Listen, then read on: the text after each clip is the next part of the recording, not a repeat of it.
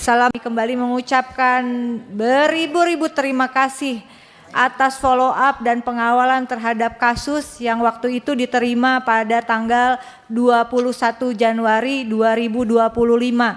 Meskipun pada tanggal 23 Januari dinyatakan vonis 1 tahun 8 bulan. Namun adanya pendampingan dan kemudian di follow up pada hari ini adalah suatu perjalanan yang luar biasa dalam upaya penegakan hukum di Republik tercinta ini. Hasbunallah wa ni'mal wakil, ni'mal maula wa ni'man nasir. Mudah-mudahan Bapak Ibu kita sepakat dari awal bahwa kita menghormati hukum yang ada dan mengapresiasi apa yang telah dilakukan oleh aparat penegak hukum. Namun demikian kita juga berharap penanganan yang ada merupakan penanganan responsif berperspektif anak demi kepentingan anak sesuai bukan hanya acuannya adalah Kitab Undang-Undang Hukum Pidana, namun kita juga memiliki hukum lain yaitu Undang-Undang Perlindungan Anak dan Undang-Undang tentang Sistem Peradilan Pidana Anak.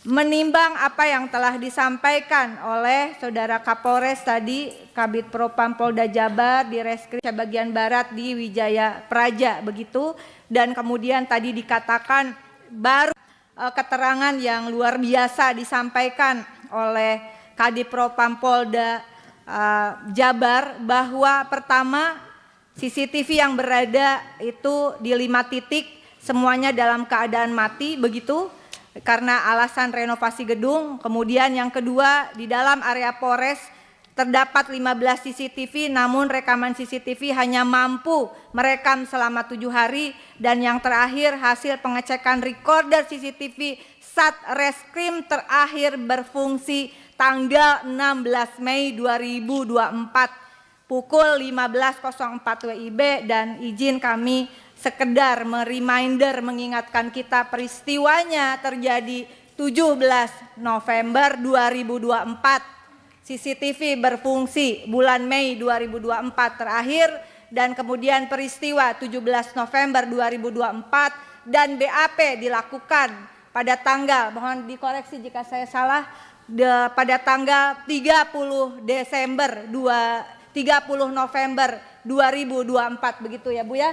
Dan itu tadi kalau ada foto tadi sudah dinyatakan itu foto tanggal 3 Desember. Kita sepakat pada tanggal 21 Januari sesuai peraturan perundang-undangan yang ada bahwa pemeriksaan terhadap anak yang mengalami masalah hukum wajib hukumnya didampingi oleh orang tua sebagai wali, kemudian paling tidak ada bapasnya, ada kuasa hukum. Tidak ada kuasa hukum hadir saat mau persidangan, itu juga kita minta pertolongan kuasa hukum dari Kota Bandung, bukan orang Tasik. Nah, Bapak Ibu yang kami hormati, saya melanjutkan tadi tidak sempat dibaca karena ini penting begitu. Pertama, bahwa tanggal 23 Januari adalah di mana 4 ABH dijatuhkan pidana tadi 1 tahun 8 bulan begitu, yang menurut pandangan kami ini tidak berpegang atau belum mengacu pada Undang-Undang SPPA. Kemudian yang kedua, Majelis Hakim dalam putusannya halaman 2 menyatakan bahwa penyidik dan penuntut umum tidak melakukan penahanan terhadap para anak. Padahal para anak sejak tanggal 1 Desember 2024 telah dilakukan penahanan sebagaimana tertuang dalam kutipan putusan nomor 8 Pidsus Anak 2024 PN Tasikmalaya. Ketiga, bahwa dari penata 21 Januari telah terungkap di ruangan ini bahwa ini kasus 2 kali untuk hal yang sama, eksepsi waktu itu diterima begitu, tapi anak kembali ditahan dengan dakwaan kedua dengan kasus yang sama, majelis hakim yang sama, dan JPU yang sama. Keempat, setelah membaca salinan putusan perkara pidana nomor 1, majelis hakim memutus perkara pidana ini. Kami berpandangan bahwa majelis hakim tidak mempertimbangkan apa-apa yang terungkap di muka persidangan secara komprehensif. Kami telah menghadirkan saksi ahli dari Universitas Mataram dan juga dari Universitas Indonesia. Kemudian putusan majelis hakim dalam analisis bersama dengan para saksi ahli tentu saja, dengan Komisi Perlindungan Anak Indonesia yang ketika itu juga hadir. Putusan ini terindikasi didasarkan pada keterangan saksi tunggal dari korban Muhammad Taufik tanpa didukung bukti sah lainnya, di mana tidak ada bukti hasil laboratorium daktiloskopi sidik jari pada alat yang dipergunakan pembacokan. Kedua, adapun keterangan saksi verbalisan, ini kaitan dengan CCTV terakhir, itu berfungsinya Mei 2024. Menyatakan telah melihat 28 CCTV tapi tidak dihadirkan dalam persidangan. Tidak dapat dianggap sebagai alat bukti. Sangat 9 orang saksi alibi yang diajukan PH dengan alasan tidak didukung bukti lainnya. Di mana pertimbangan tersebut adalah pertimbangan yang terindikasi sesat. Karena keterangan saksi di bawah sumpah yang menerangkan di muka pengadilan adalah merupakan alat bukti yang sah dalam perkara pidana sebagaimana diatur dalam pasal 185 ayat 1 KUHP yang berbunyi keterangan saksi sebagai alat bukti ialah dengan adanya pihak kelompok tertentu. Sebetulnya sudah bisa ditampilkan video dan sebagainya, tapi mungkin waktunya tidak sempat. Adapun terkait proses penyidikan di kepolisian sesuai rekomendasi Komisi 3 DPR RI tanggal 21 Januari 2025, kami sudah melihat bahwa terima kasih Propam Polda Jabar sedang bekerja. Terima kasih Bapak untuk memeriksa petugas kepolisian yang menangani perkara pidana. Harapan kuasa hukum saya yang mendampingi kasus ini Pak Habib, ini soal anak-anak ya, dan kita semua juga ada di dalam ikatan sumpah jabatan, bukan hanya APH yang berada di ikatan sumpah jabatan.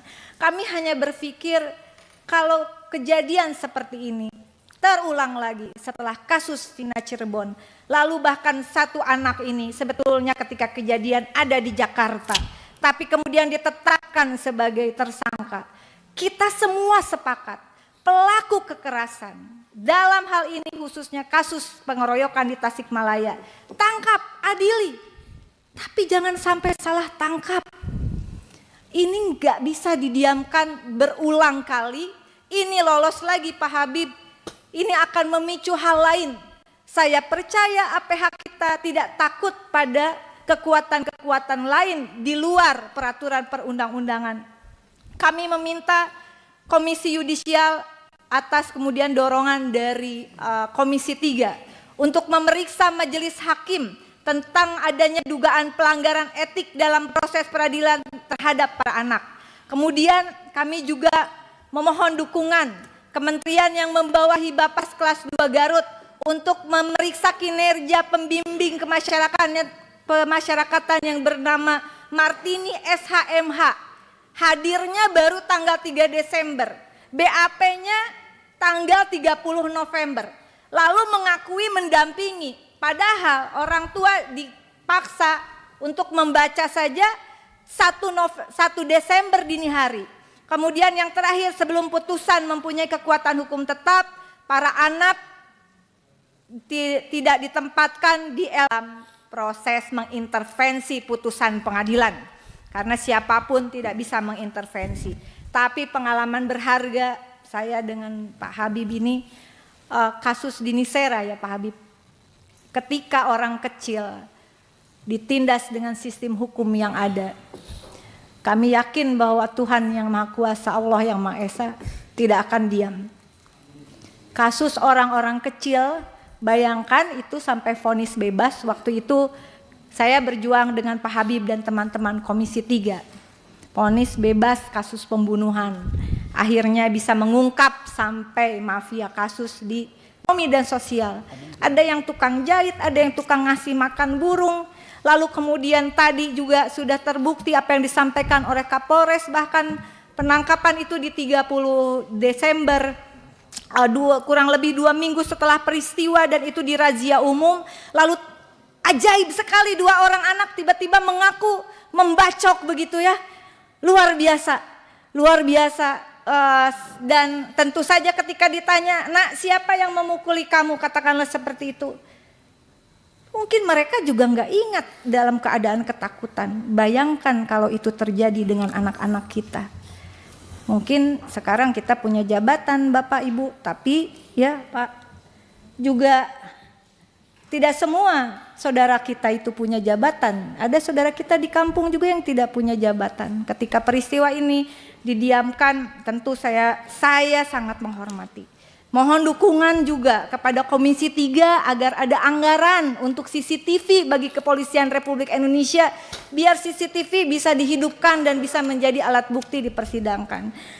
Mohon maaf kalau terlalu panjang karena ini masa depan anak. Sebagian sudah tidak berani sekolah Pak Habib, ya karena ada indikasi teror. Ibu ini sampai dipaksa, dipersekusi untuk pindah dari kontrakannya. Dia hanya seorang penjahit, harus berhenti jahit, sekarang jualan es.